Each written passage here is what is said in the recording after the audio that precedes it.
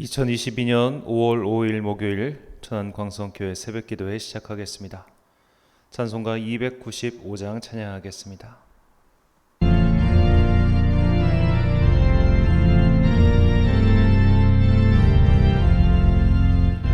죄에 빠진 나를 주 예수 번지사 그 넓은 품에 다시 품으시는 애들 저 바다보다 깊고 저 하늘보다 높다 그 사랑 영원토록 나 찬송하리라. 날로 더욱 귀하다 날로 더욱 귀하다. 한이 없이 넓은 우리 주의 사랑 날로 더욱 귀하다. 옛날에 유대 땅에 주 예수 다닐 때 그 은혜 받으려고 큰 무리 모였네. 눈먼 자 병든 자를 다 고쳐주셨으니 나 같은 죄인까지 그 은혜 받도다. 날로 더욱 귀하다 날로 더욱 귀하다. 한이 없이 넓은 우리 주의 사랑 날로 더욱 귀하다. 크신 사랑으로만 백성 위하여 그 십자가의 고난 다 받으셨으니 그 속죄 받은 성도 큰 소리 함께 높여 온 천지 울리도록 주 찬송하리라. 날로 더욱 귀하다 날로 더욱 귀하다. 한이 없이 넓은 우리 주의 사랑 날로 더욱 귀하다.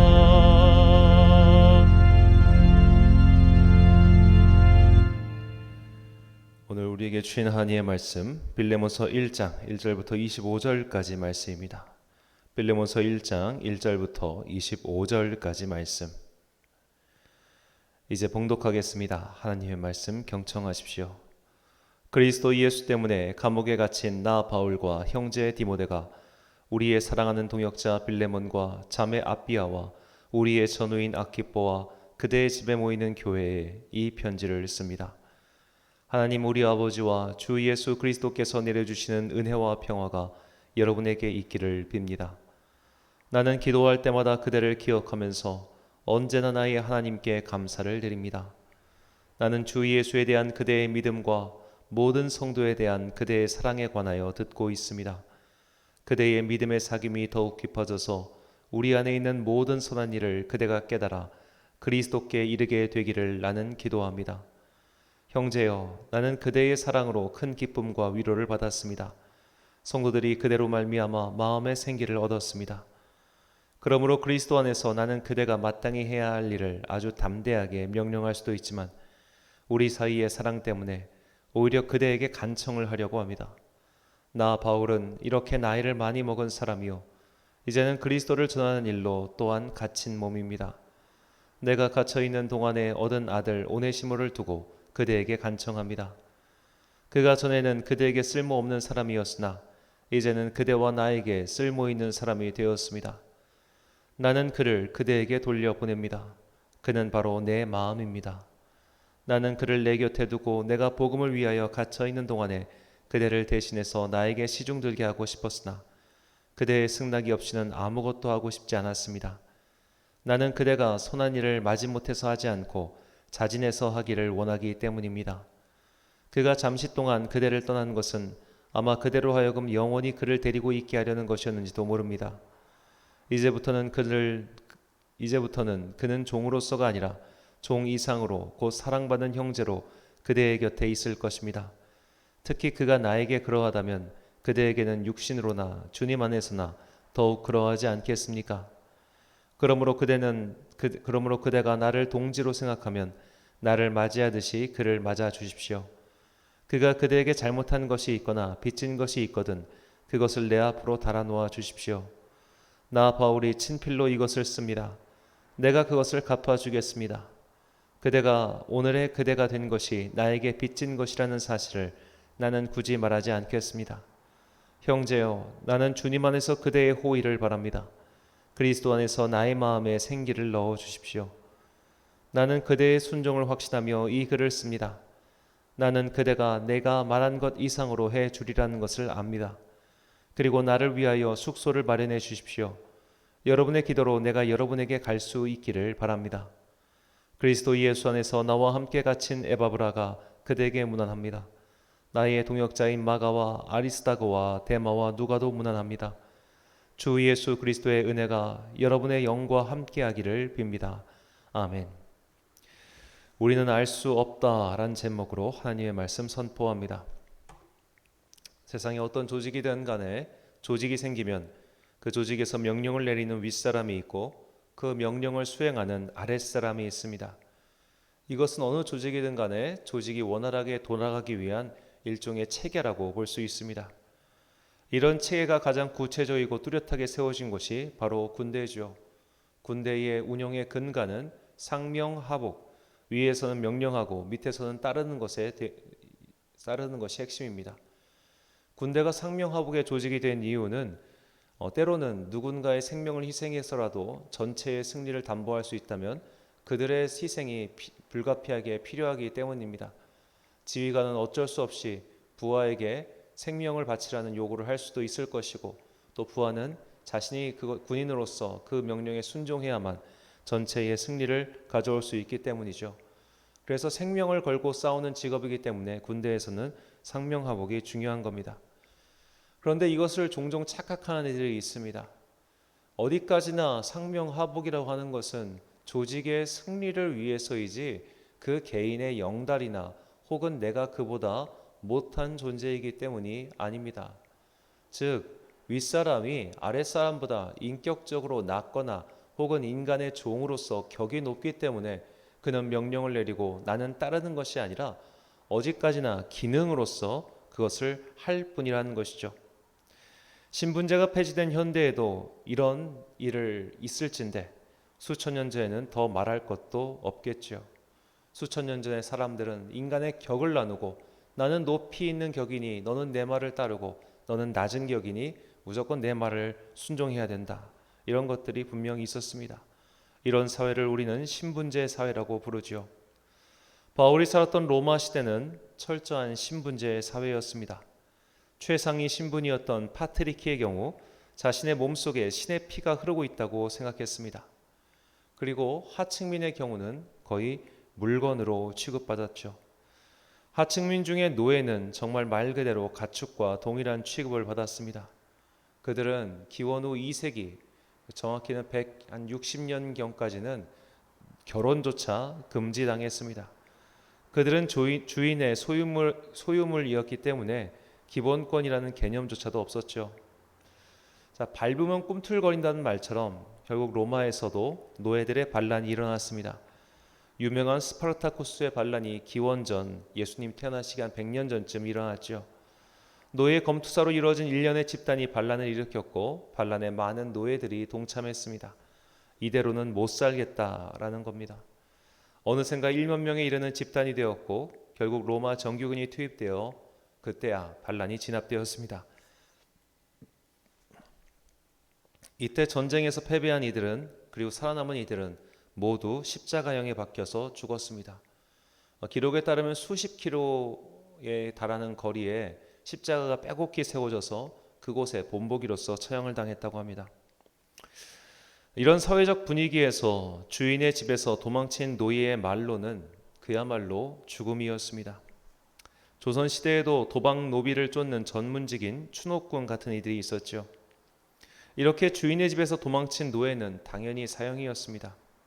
오늘 본문을 이해하기 위해서는 당시 사회에서 이런 신분제와 그리고 노예를 어떻게 취급했는지 알아두어야 할 필요가 있습니다.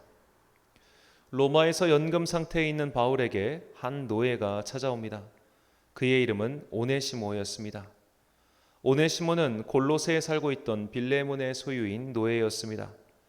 편지를 보면 빌레몬은 바울을 통해서 복음을 접하고 빌레몬 본인의 집에서 교회를 시작했음을 알 수 있습니다.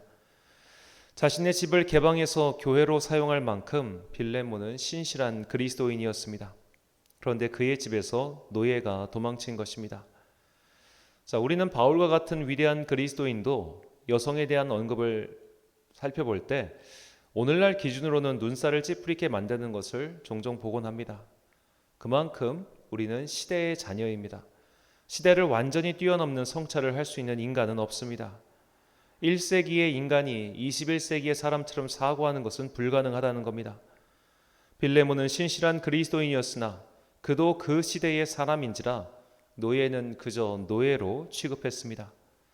오네시모는 주인인 빌레몬의 집에서 도망칩니다.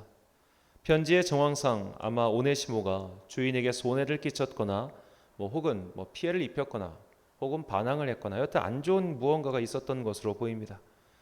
아마 오네시모는 자신이 받게 될 처벌이 두려웠거나 혹은 처벌을 받다가 주인에게서 도망쳤던 것 같습니다.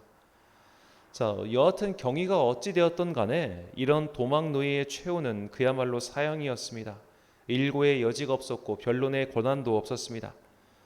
그래서 오네시모는 자신이 살기 위해 골로새에서 수백 킬로든 떨어진 로마까지 가서 바울을 찾았습니다.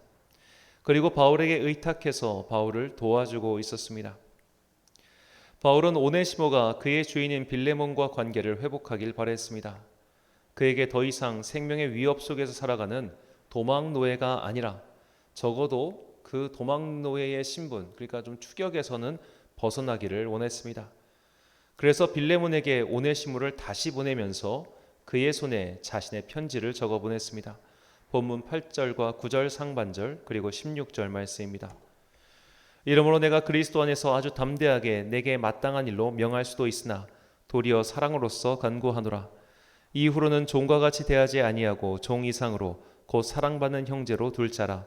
내게 특별히 그러하거든 하물며 육신과 주 안에서 상관된 내게랴. 자, 이 바울의 말을 살펴보면 바울은 빌레몬에게 오네시모를 자유노예로 해방시켜 달라고 청한 것임을 짐작할 수 있습니다. 로마의 노예제도의 특징은 노예가 자신의 몸값을 주인에게 지불하면 노예에서 해방되어 자유노예가 될 수 있다는 겁니다.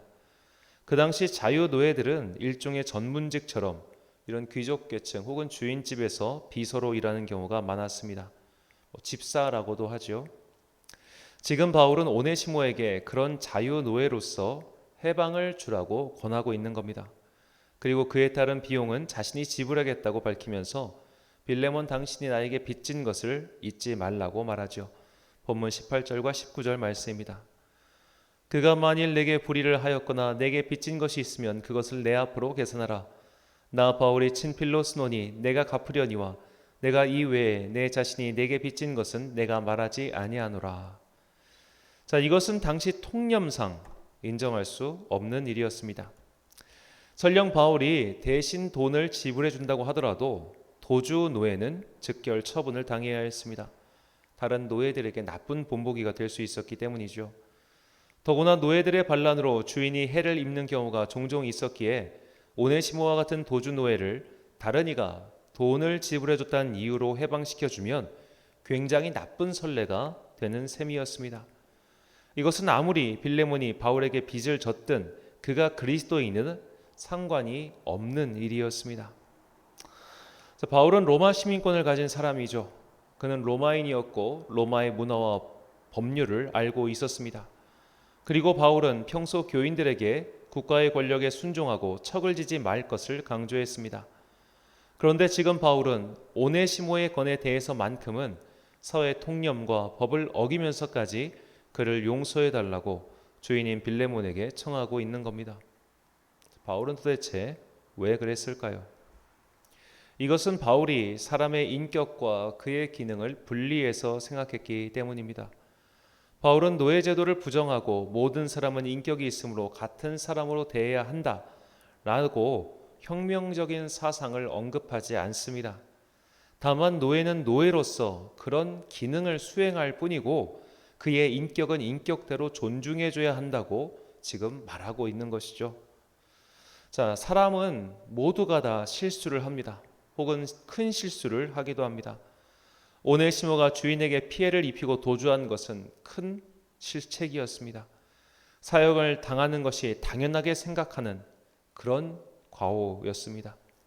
하지만 바울은 오네시모가 이런 한 번의 실수로 죽임을 당하기엔 아깝다고 생각했습니다. 그래서 빌레몬에게 다소 억지를 부리더라도 한 번의 기회를 더 줄 것을 요청한 겁니다.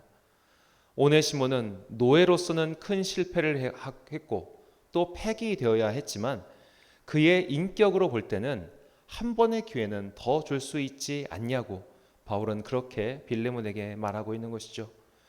이것은 결국 아무도 노예를 인간으로 보지 않을 때 바울은 노예 제도의 기능은 인정하되 그의 인간으로서의 인격은 존중해 준 것임을 알 수 있습니다. 우리나라 개신교의 역사에도 바울이 오네시모에게 했던 것과 유사한 일이 있었습니다. 참으로 자랑스러운 역사인 이자익 목사와 조덕삼 장로의 이야기입니다. 김제 지역의 거부였던 조덕삼의 집에는 이자익이라는 노비가 있었습니다. 이자익은 본래 경상도 사람인데 너무 가난해서 먹고 살기 위해 조덕삼의 집에 들어가 노비가 되었습니다. 이후 조덕삼의 집에 테이트 선교사가 방문했고 그는 조덕삼에게 복음을 전하고 그 지방에 금산교회를 세웠습니다. 조덕삼은 금산교회의 핵심 인물이었습니다. 그가 가장 부자였기 때문이죠. 이후 교회가 부흥하면서 오늘날 장로직에 해당하는 영수를 뽑게 되었습니다. 그리고 영수 후보로 올라온 이가 조덕삼과 이자익이었습니다. 이자익은 비록 노비였지만 교회에서 아주 열심히 일했기 때문에 그의 이름이 올라온 겁니다. 그리고 투표 결과 이자익이 교회의 영수가 되었습니다. 조덕삼은 이 결과에 반발하지 않고 순종했습니다. 그리고 이자익에게 새로운 인생을 살 수 있는 기회를 줍니다. 그를 평양 장로의 신학교로 유학을 보낸 겁니다. 이자익은 장로의 신학교를 졸업하고 다시 김제 금산교회로 와서 그곳의 담임 목사가 되었습니다. 자기 집에서 노비를 하던 일을 신학교에 보내주고 그를 담임 목사로 모신 겁니다. 자, 이 이자익 목사가 얼마나 대단한 사람인가 하면 그는 장로교 역사상 유일무이하게 총회장을 3번이나 역임했습니다. 그리고 대전신학교의 초대 교장이기도 하면서 대전노회의 초대 노회장이기도 합니다. 이런 대단한 인물을 발굴하고 새로운 인생을 살 수 있게 해준 것은 모두 조덕삼 장로의 덕입니다. 그래서 세월이 흘러 이자익 목사의 손자인 이규환 장로는 조덕삼 장로의 손자인 조세영 장로에게 크게 인사하며 장로님의 할아버님 덕분에 우리가 오늘날 이렇게 살 수 있게 되었습니다 라고 감사를 표했습니다. 이자익 목사에게 벌어진 일들은 당시 사회의 통념을 깨는 파격적인 것들이었습니다. 노비 출신에서 그 주인댁 마님이 다니는 교회의 목사가 되었고 모든 장로교회의 대표인 총회장을 3번이나 영임한 그 전무후무한 일의 시작은 모두 조덕삼 장로가 사회의 통념을 깨고 놀라운 사랑을 베풀어줬기 때문입니다. 그는 이자익을 노비라는 기능으로서만 대했을 뿐 이자익의 인격까지 노비 취급하지 않았기에 이런 놀라운 생명의 역사가 일어난 것입니다. 우리는 인생을 주관하시는 하나님을 믿는 그리스도인입니다. 그러므로 우리는 사람을 포기해서는 안 됩니다. 그를 앞으로 어떻게 사용하실지 우리는 그 미래를 알 수 없기 때문입니다. 얼마 전 소천하신 고 김창인 목사님의 일화입니다. 김창인 목사님은 부목사들을 끝까지 포기하지 않고 각자 살 길을 열어주셨습니다.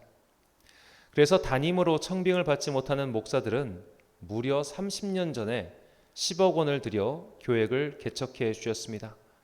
그리고 이 10억은 능력이 있던 능력이 없던 모두 동일하게 주었습니다. 어느 날 김창인 목사님의 아들이 목사님께 물었습니다.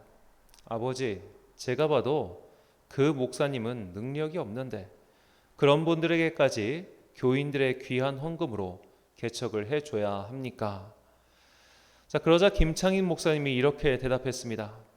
나도 걔가, 그 부목사가 능력이 없다는 것을 안다. 하지만 하나님께서 앞으로 그를 어떻게 사용하실지는 모른다. 하나님께서는 노예도 사용하시고 노비도 사용하십니다. 하나님께서는 심지어 범죄자도 사용하십니다. 그러니 우리는 그의 인격까지도 부정하며 그를 말살하려고 해서는 안 됩니다. 바울은 자신과 같은 이도 변화시켜 사용하신 하나님을 만났기에 도주 노예인 오네시모에게 기회를 주고 싶었고 이를 위해 큰 비용도 아까워하지 않았습니다. 조덕삼은 이자에게 기회를 주기 위해 그의 공부 비용을 모두 대줬습니다. 우리도 이렇게 사람을 대해야 합니다. 쟤는 밑바닥 출신이라 안 돼. 쟤는 부모가 별로라서 안 돼. 쟤는 좋은 학교를 나오지 않아서 안 돼. 등등 어떤 사람에 대해 그의 인격, 인품에 대해 미리 판단하고 결론을 내려서는 안 된다는 겁니다. 이것은 매우 교만한 행동입니다. 하나님께서 그 사람을 어떻게 변화시켜 사용하실지는 아무도 모르니 믿지 않는 배우자라 할지라도 포기하지 말라고 바울은 말하죠. 고린도전서 7장 16절 말씀입니다. 아내된 자여 내가 남편을 구원하려는지 어찌 알 수 있으며 남편 된 자여 내가 내 아내를 구원하려는지 어찌 알 수 있으리요. 아멘. 바울이 하나님께서 각 배우자의 인생을 어떻게 변화시킬지 모르니 너는 포기하지 말라고 권하고 있죠. 우리도 마찬가지입니다. 그 사람의 인생도 그리고 우리 자신의 인생도 포기해서는 안 됩니다. 하나님께서 그 사람과 나 자신을 앞으로 어떻게 사용하는지 그것은 아무도 모르기 때문입니다. 사랑하는 천안광성교회 성도 여러분, 그리고 이 새벽을 함께 깨우고 계신 귀한 주님의 자녀 여러분, 사람을 포기하지 마십시오. 그리고 사람을 판단하지도 마십시오. 들성 싶은 나무는 떡잎부터 다르다라는 속담은 적어도 기독교인의 입에서는 담아서는 안 될 말입니다. 모든 사람을 만드신 하나님께서 그를 어떻게 인도하실지 아무도 모르기 때문에 우리는 그 사람의 인생의 한 장면만 보고 앞으로의 일을 쉬이 판단해서는 안 됩니다. 그것은 하나님의 영역을 침범하면 교만의 죄입니다. 하나님의 마음을 알고 있었던 바울은 도주 노예인 오네시모를 다른 이들처럼 물건 대하듯 대하지 않고 그에게 다시 한번 기회를 주고자 했습니다. 우리도 하나님의 마음을 깨달아야 합니다. 그때 우리는 남의 인생도 함부로 판단하지 않고 나의 인생도 함부로 포기하지 않게 될 것입니다. 하나님의 손에 들린 인생에게는 그 누구도 알지 못할 가능성이 있음을 잊지 마십시오. 모든 사람은 하나님의 손으로 지음받은 존귀한 존재라는 것을 잊지 마시고 나를 포함한 모든 소중한 사람들을 위하여 끝까지 포기하지 않고 간구하는 여러분과 제가 되시길 간절히 축원합니다. 기도하겠습니다. 사랑과 은혜가 풍성하신 아버지 하나님, 바울은 오네시모를 노예로 대하지 않고 사람으로 대했기 때문에 그가 비록 노예로서는 큰 실수와 실패를 했다 할지라도 인간으로서는 아직 기회가 남아있음을 알고 그 기회를 주고 싶어 했습니다. 우리에게도 이런 하나님의 마음을 품고 살 수 있도록 우리의 영적 눈을 열어 주옵소서. 우리는 너무나 함부로 남의 인생을 재단하고 쟤는 저래서 안 돼, 얘는 이래서 안 되라며 참 교만한 판단을 내리며 살았습니다. 그리고 때로는 나의 인생에 대해서도 나는 이제 망했어, 나는 이제 되지 않을 거야 라며 괜한 절망에 빠져 때로는 주님을 원망하고 때로는 다른 이들을 원망하며 그런 헛된 시간을 버렸습니다. 주님께서는 인생의 주관자이십니다. 주님의 손에 붙들린 인생은 정말로 어찌 사용될 수 있을지 그것은 그 누구도 장담할 수 없음을 오늘 말씀을 통하여 깨닫게 해주시니 참으로 감사합니다. 이제 우리가 나의 인생을 포기하지 않을 뿐만 아니라 다른 사람의 인생에 대해서도 함부로 판단하거나 정죄하거나 하지 않고 그를 위해서 끝까지 포기하지 않고 기도하며 또한 나를 위하여 끝까지 포기하지 않고 주님의 손에 붙들려 달라고 간구하는 당신의 자녀들 되게 하여 주옵소서. 우리가 이렇게 포기하지 않고 주님께 매달려 기도할 때 주님께서는 우리의 기도에 대해 응답해 주실 것을 우리는 굳게 믿습니다. 오늘 각자의 자리에서 이 제목들 가지고 기도할 때에 우리의 인생에 대한 그리고 그 사람의 인생에 대한 주님의 답을 듣는 성도 되게 하여 주옵소서. 오늘은 100회 어린이날입니다. 주님께서 사랑하시는 당신의 자녀들 기억하시고 특별히 우리 교회에서 함께 신앙생활하며 자라고 있는 당신의 귀한 생명들 기억하여 주옵소서. 우리와 상관 있는 다음 세대의 자녀들을 위하여 기도하오니 고3 수험생 자녀들을 기억하시고 군복무하고 있는 청년에게 은혜 베풀어 주시고 그리고 각 성도의 자녀들 각자의 자리에서 열심히 살아가는 그들에게 희망과 용기를 더하여 주옵소서. 외국에 나가서 또 열심히 일하고 있는 청년이 있사오니 그에게 복과 은혜를 내려주사 그 삶의 자리에서 풍성한 열매를 맺을 수 있도록 또한 은총 베풀어 주옵소서. 오늘 하루 누군가에게는 즐거운 날일 수 있으나 또한 누군가에게는 조금 쓸쓸하고 외로운 날일 수 있사오니 주님께서 그들의 마음을 어루만져 주시고 위로의 영을 보내주시기를 간절히 소망합니다. 우리 교회가 이제 다음 세대를 위한 여름 사역을 준비합니다. 그 사역 가운데 주님께서 은혜 베풀어 주시고 정말로 교회가 힘을 얻고 다음 세대를 향한 그 복음의 열정이 이 지역 땅에서 다시 한번 일어날 수 있도록 함께 손에 손을 잡고 힘을 내는 한국 교회와 천안과 하산 지역 교회들 되게 하여 주옵소서. 우리의 이 기도와 간구를 통하여 이 땅 가운데 하나님 나라가 속히 임하기를 간절히 빌고나오며 이 모든 말씀 우리를 사랑하시는 예수님의 이름으로 기도합니다. 아멘. 오늘의 기도 제목입니다. 나는 함부로 다른 이를 판단하진 않았습니까?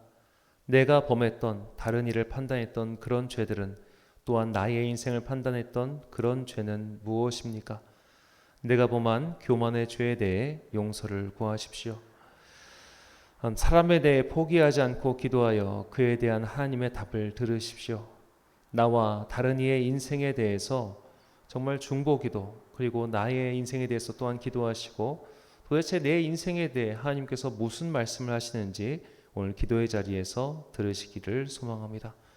오늘 말씀을 통해 주신 기도의 제목 가지고 묵상과 기도에 힘쓴 하루가 되시길 바랍니다. 기도하겠습니다.